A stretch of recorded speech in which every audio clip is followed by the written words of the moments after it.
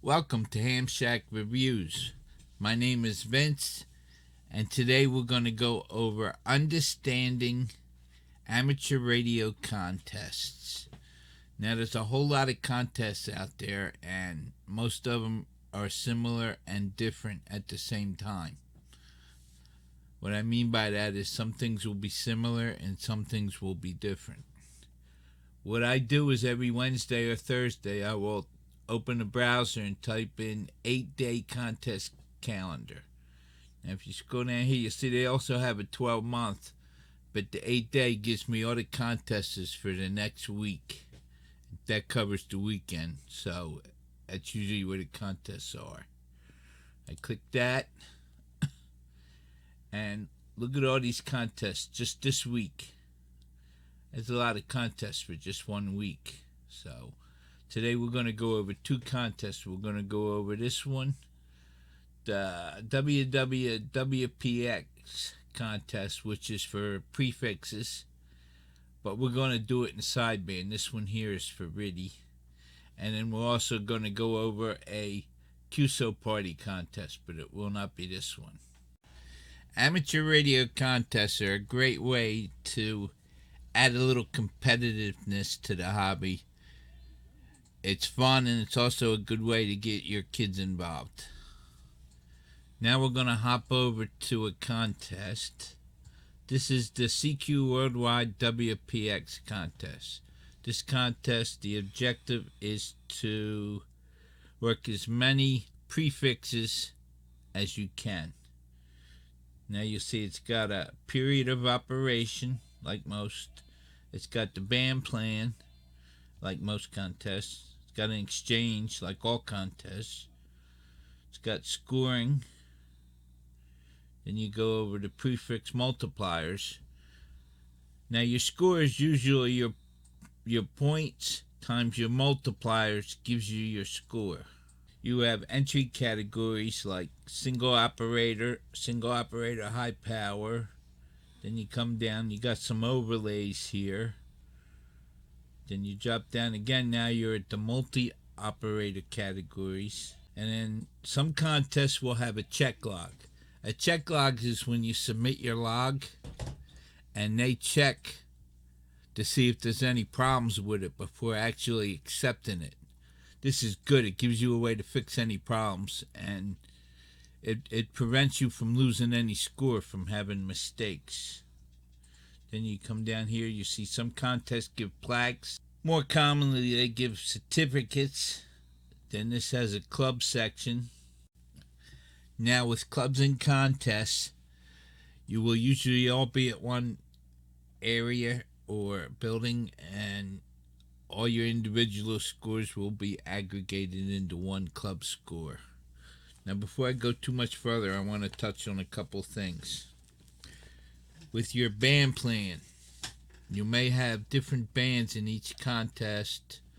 Some will be the same, so you have to be careful to watch which bands you can use in which contests.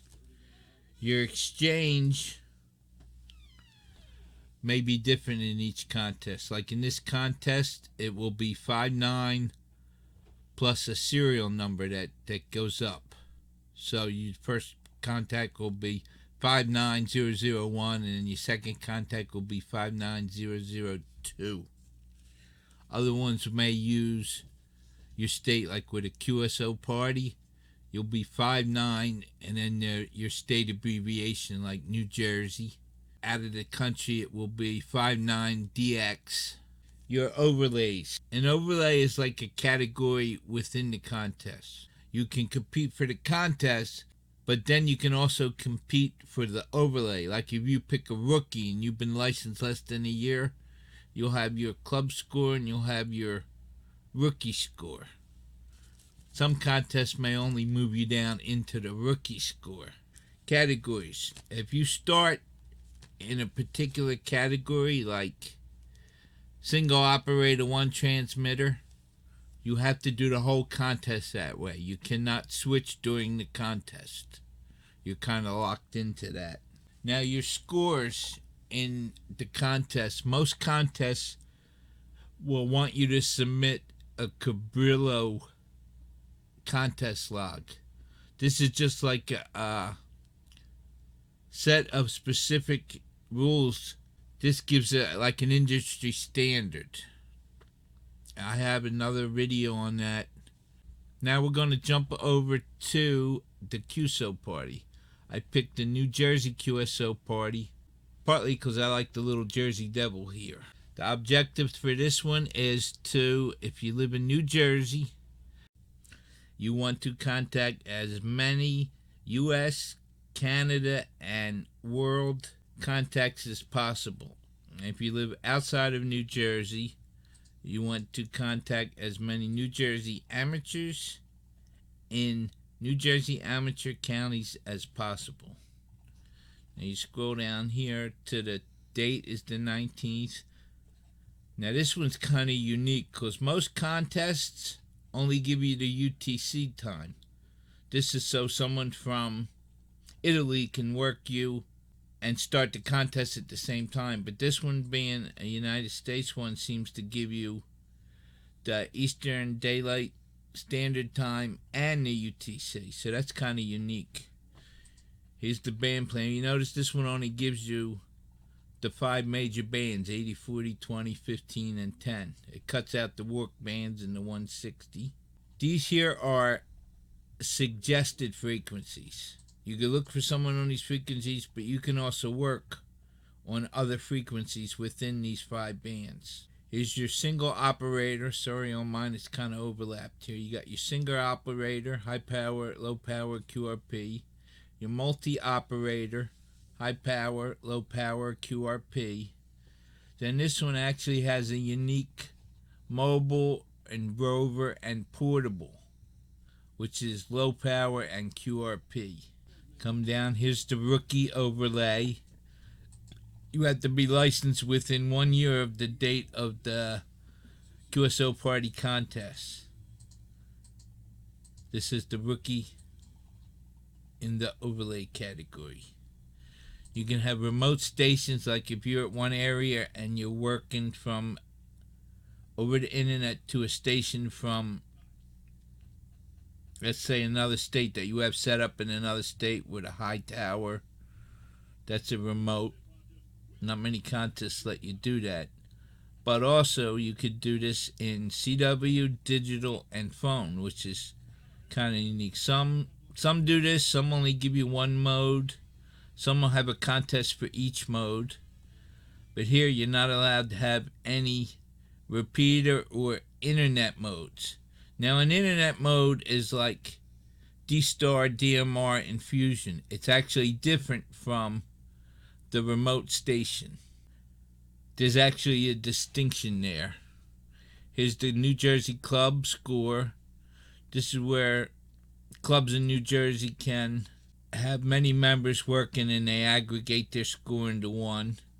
Your exchange will be your RST plus your county that you live in. If you're out of state, your exchange will be your RST and either state, Canadian province, or DX for outside of the country.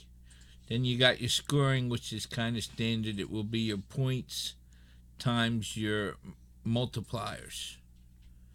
This one actually gives you a power multiplier, which is kind of unique. Now with this power multiplier, if you operate high power, you only get a multiplier by 1 for each multiplier. If you operate low power, your multiplier will be 2 for each multiplier, and QRP, which will be 4 for each multiplier. And then you come down, you see your final score is your QSO score times your power multipliers. This contest, like many of them, also offers awards to the top winners and certificates to all the other winners. A $5 fee is required for a certificate. Come down here, you see only electronic Cabrillo logs will be accepted. So you want to make sure you write a Cabrillo log. This is just a small glimmer of it. It's really not much of it here. Other information, you'll see it covers the 2 login programs N1MM, and N3FJP that actually calculate the scores and write the Cabrillo logs. I use N3FJP, and I also have another video on that shows you how to write a Cabrillo log. Sorry about the duck, that's my phone. And then it just goes over how you can contact them on their website address. I hope you found this useful. I hope I answered some of your questions. If you have any others, please drop it in the comment section and I will get back to you. Thank you for checking out my video. Please like, subscribe, and if you feel like it, share, and always remember to ding that bell so you can hear all my videos. Thank you, and 73.